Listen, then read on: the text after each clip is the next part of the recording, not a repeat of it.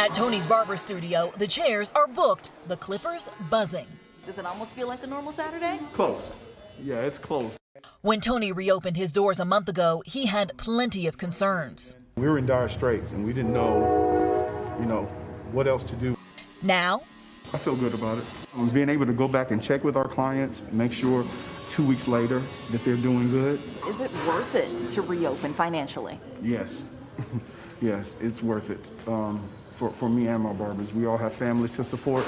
Last month, Georgia was one of the first states to reopen, and with the most aggressive approach, allowing barbershops, restaurants, tattoo parlors, and more to welcome customers. The criticism came in droves. I told the governor very simply that I disagree with his decision, but he has to do what he thinks is right.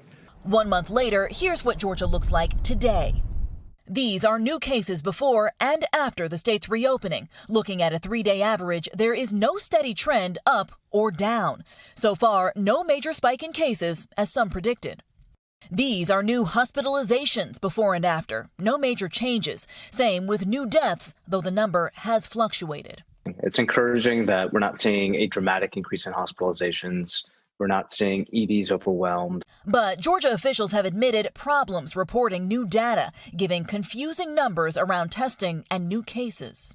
They are taking massive amounts of data from countless sources. Please afford them some patience.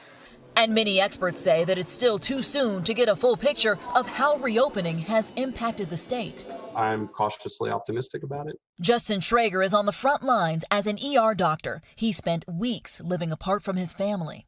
Not being able to hold my baby has been the hardest thing. Now he's back home and says he sees fewer COVID-19 patients in his ER. Experts warn that despite reopening, many Georgians are still staying inside. As that changes, Dr. Schrager worries about what the coming weeks could bring. We're all holding our breath, hoping that we won't go back to where we were 2 months ago, a month and a half ago.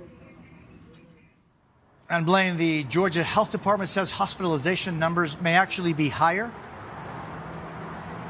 That's right, Jose. That's because the state only counts those who tested positive when they were in the hospital. So that means if you get a positive test one day and then you go to the hospital several days later, that does not count in the state's total. Hey, NBC News fans, thanks for checking out our YouTube channel. Subscribe by clicking on that button down here and click on any of the videos over here to watch the latest interviews, show highlights, and digital exclusives.